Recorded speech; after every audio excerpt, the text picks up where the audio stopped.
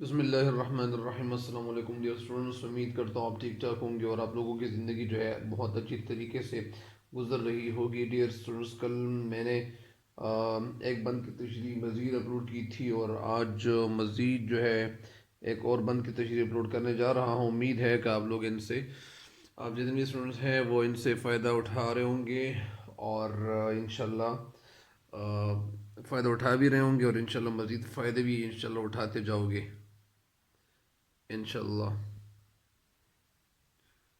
تو یہی دعا ہے اللہ تعالیٰ سے کہ آپ لوگ جو ہے کامیاب ہو اور آپ لوگوں کے مارکس بھی زیادہ آ جائیں۔ تو آج جو اسٹوڈنٹس آغاز کرتے ہیں اور بڑھتے ہیں نیکسٹ اشعار کی تشریح کی طرف۔ کل تو کچھ اشعار کی تشریح کی تھی اور آج مزید کچھ اشعار کی تشریح اپلوڈ کرنے جا رہا ہوں۔ تو آج جو ہے یہ نیکسٹ بند ہے اور بند جو ہے یہ صاف نظر نہیں آ رہا۔ نیکسٹ بند ہے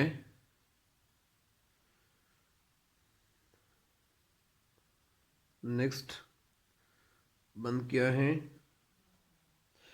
تو یہ نیکسٹ بند آج یہ ہے کہ تھی فرشتوں کو بھی حیرت،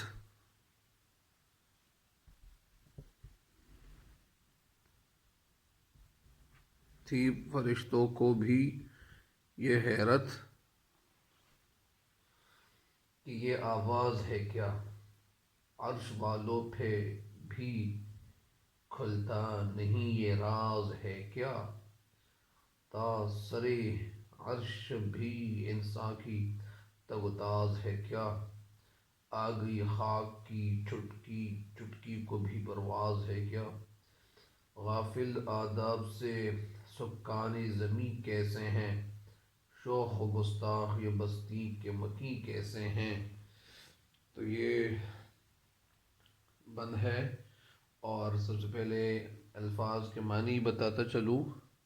الفاظ کے معنی کچھ اس طرح سے ہے کہ تھی فرشتوں کو بھی حیرت، حیرت کے معنی حیرانی، حیرانگی نہیں حیرانی کہ یہ آواز ہے کیا، یہ نہیں فرشتوں کو یہ حیرت تھی، وہ حیران تھے کہ یہ کیا آواز ہے، عرش والوں پہ بھی کھلتا نہیں یہ راز ہے کیا، اور جو عرش والے تھے آسمان، ان پہ یہ راز کھل نہیں رہا تھا، ان پہ یہ راز کھل نہیں رہا تھا کہ آواز کہاں سے آ رہی ہے، وہ حیران تھے۔ تا عرش بری، تا سر عرش بھی، سر عرش یعنی عرش کا جو سرا تھا، بھی انسان کی تگ و تاز ہے کیا، تگ و تاز کوشش، دوڑ دھوپ، تگ و تاز تگ و دو، جستجو کوشش، لگن سعی محنت، کدوکاوش، یہ سارے سینونیم الفاظ ہیں، مترادف الفاظ ہیں۔ تا عرش بری، تا عرش، تا سر عرش پہ بھی انسان کی تگ و تاز ہے کیا، کیا یعنی یہ فرشتے جو تھے وہ حیران تھے کہ کیا عرش پہ بھی انسان کی کوشش برابر ہو سکتی ہے، کیا عرش پر بھی انسان کی آواز سنی جا سکتی ہے، کیا عرش پر بھی انسان پہنچ سکتا ہے۔ تو آ گئی خاک کی چٹکی کو بھی پرواز ہے کیا، آ گئی خاک کی چٹکی، چٹکی تھوڑی سی مٹی، مٹی یا مٹی، آ گئی خاک کی چٹکی کو بھی پرواز ہے کیا، چٹکی یعنی تھوڑی سی مٹی، اس سے مراد کیا ہے، انسان، یعنی کیا وہ تھوڑی سی مٹی سے بنا ہوا انسان جو ہے، کیا وہ بھی پرواز کر سکتا ہے، کیا وہ اس کی جو اپروچ ہے، کیا ان کی اس انسان کی جو اپروچ ہے، کیا وہ یہاں تک پہنچ سکتا ہے، ان کی پہنچ یہاں تک ہو سکتا ہے، کہ یہ ممکن ہے، یعنی یہ فرشتے سوچ رہے تھے۔ غافل آداب سے سکان زمیں کیسے ہیں، غافل غفلت میں پڑے ہوئے انسان، آداب سے یعنی سکان ساکن کی جمع ہے، سکان کیا ہے، ساکن کی جمع، ساکن وہ چیز جو سکون ہو، جو ساکن ہو، جو حرکت نہیں کرتا ہو، اس کو ساکن کہتے ہیں۔ اور یہ ساکن کی جمع کیا ہے؟ سکان۔ زمین کیسے ہیں؟ یعنی غافل آداب سے، یعنی اس کا مطلب یہ ہے کہ فرشتے سوچ رہے تھے کہ کیا یہ جو انسان ہے یہ غافل ہے، یعنی زمین پہ رہنے والے لوگ جو ہیں یہ غافل ہے، ادب و آداب کو بالکل جانتے نہیں ہیں۔ یعنی اس مصر کا یہ مطلب ہے شوخ و گستاخ، یہ پستی کے مکی کیسے ہیں؟ اور یہ لوگ جو ہیں یہ تو شوخ ہے، گستاخ ہے، یہ تو یہ شوخ ہے، شریر ہے، گستاخ ہے، نافرمان ہے، یہ پستی کے مکی کیسے ہیں؟ پستی یعنی دنیا کے زمین پر یعنی رہنے والے لوگ، یعنی مکین۔ تو مکی کیسے ہیں یہ رہنے والے؟ کہ کیا یہ جو شوخ لوگ ہیں تو کیا یہ انسان جو ہے پستی پہ رہنے والے، زمین پہ رہنے والے لوگ جو پست ہے، تو کیا یہ لوگ جو ہے یہ تو غافل بھی ہیں اور یہ ادب و آداب کو بالکل جانتے نہیں ہیں؟ تو یہ ایک نثر کی کوشش کی کہ آپ کو تھوڑا سا سمجھا سکوں۔ ابھی تشریح کی طرف بڑھتے ہیں۔ تھی فرشتوں کو بھی حیرت کہ یہ آواز ہے کیا، عرش والوں پہ بھی کھلتا نہیں یہ راز ہے کیا۔ اس شعر میں شاعر کہتے ہیں کہ عالم ملکوت یعنی جہاں فرشتے رہتے ہیں، یعنی ملائک کی جمع، یعنی وہ جگہ جہاں ملائک رہتے ہیں، تو فرشتے بھی حیرانی کی حالت میں تھے، یعنی وہ حیرت سے بالکل وہ کچھ یعنی عجیب کیفیت سے گزر رہے تھے۔ اور وہ حالت کیسی تھی؟ یعنی فرشتے بھی حیرانی کے عالم میں تھے کہ یہ آواز کیسی ہے، یہ آواز کہاں سے آ رہی ہے اور کس کی ہے، یہ سب کون سا شخص ہے کہ اس کی یہ آواز آ رہی ہے۔ اور عالم جو فرشتگان سے، یعنی یہ جو عالم ہے، جو جگہ تھی، عالم جو دنیا اوپر جو جگہ ہے، یہ عالم عین الف عال لام میم، تو یہ عالم جو ہے یہ دنیا کو بھی کہتے ہیں۔ تو یہ فرشتگان سے آگے عالم لاہوت میں رہنے والے فرشتے بھی کہ جہاں اللہ تعالیٰ کا بلند تخت موجود ہے، یعنی ان کا مطلب یہ تھا کہ کیا یہ جو جگہ، وہ جگہ جہاں لاہود ہے، جو جگہ ہے، تو کیا یہ رہنے والے فرشتے بھی کہ جہاں اللہ تعالیٰ کا بلند تخت موجود ہے اس بھید کو نہیں پا رہے تھے؟ یعنی وہ فرشتے بھی اس بھید سے وہ ناآشنا تھے۔ بھید کے معنی اس راز سے، اس چھپی ہوئی بات سے وہ ناآشنا تھے کہ کیا یہ جو انسان ہے اس انسان کی پہنچ یہاں ہو سکتی ہے؟ کیا انسان کی آواز فریاد یہاں تک سنی جا سکتی ہے؟ تو وہ اس بھید سے اور اس راز سے ناآشنا تھے۔ تو تا ایک شعر کی تشریح تو ہو گئی، ایک شعر کی تشریح کی طرف بڑھتے ہیں۔ خیر میں نے تھوڑی بہت کوشش کی آپ کو وقت پہ سمجھنے کی، ایک ایک مصرے کی اس طرح، تو یہ بھی دوبارہ سمجھا رہا ہوں۔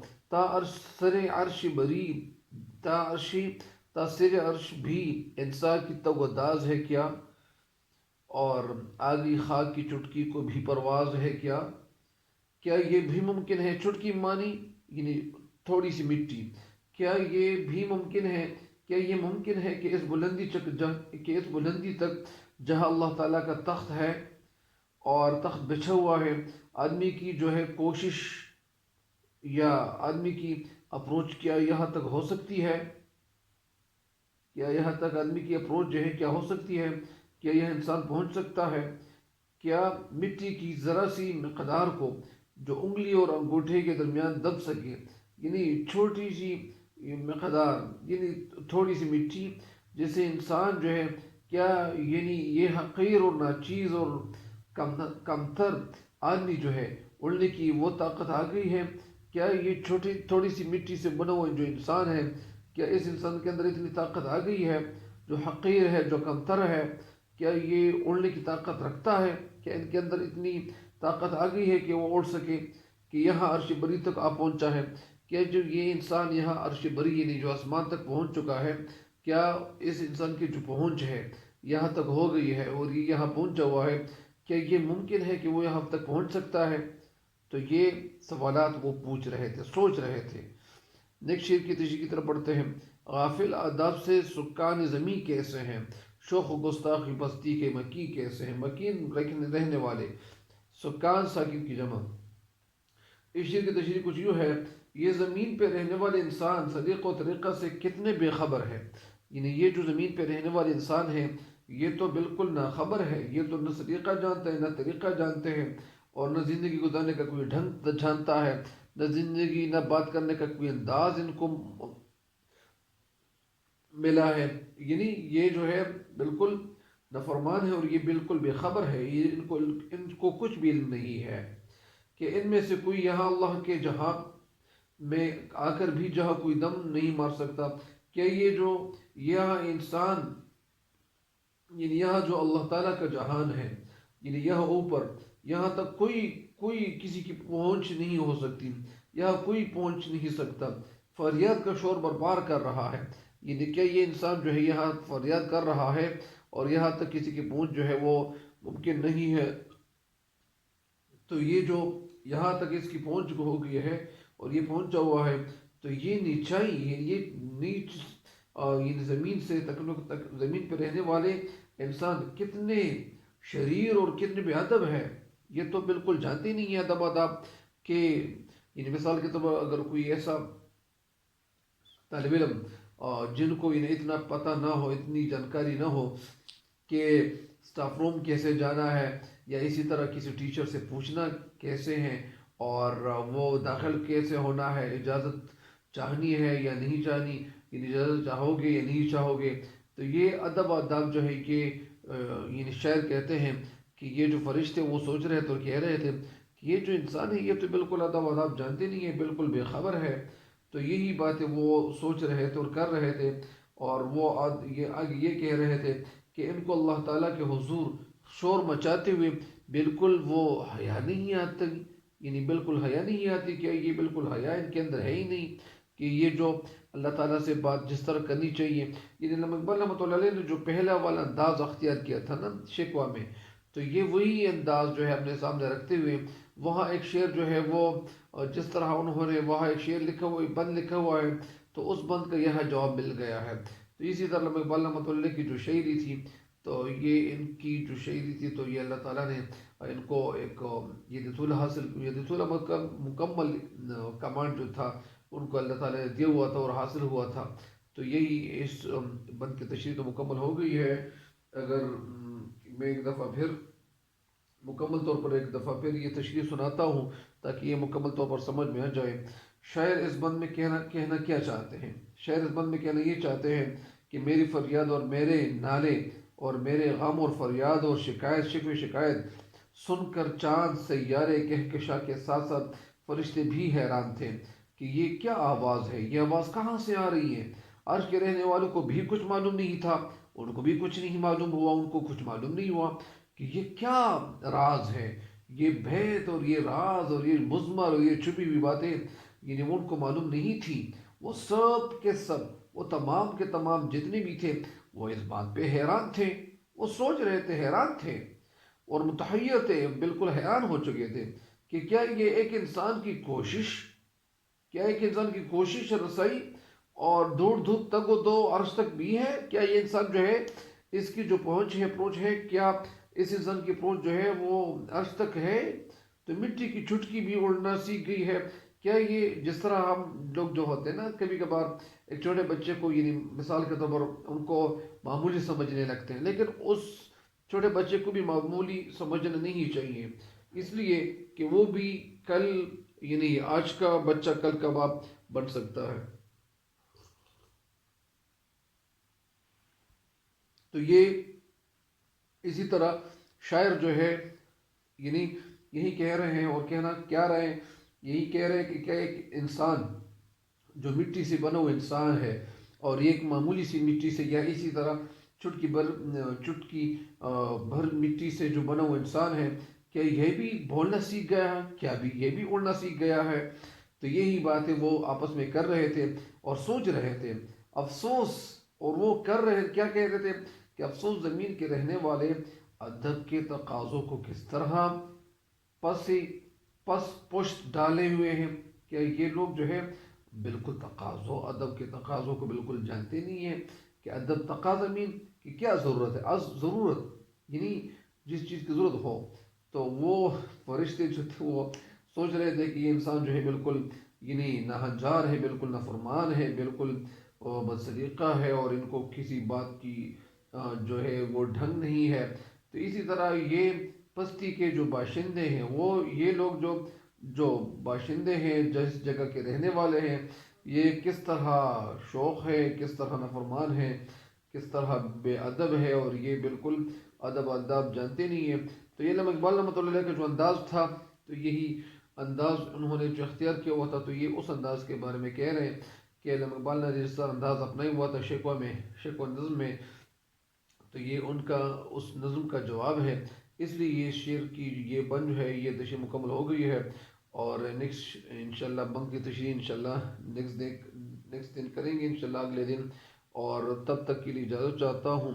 اور میرے اس چینل پہ جو ہے ہر نئے آنے والے وہ میرے اس چینل کو ضرور سبسکرائب کریں، تاکہ میری جو ہر نئی آنے والی ویڈیو ہے تاکہ ان کو بر وقت پہنچتی رہے.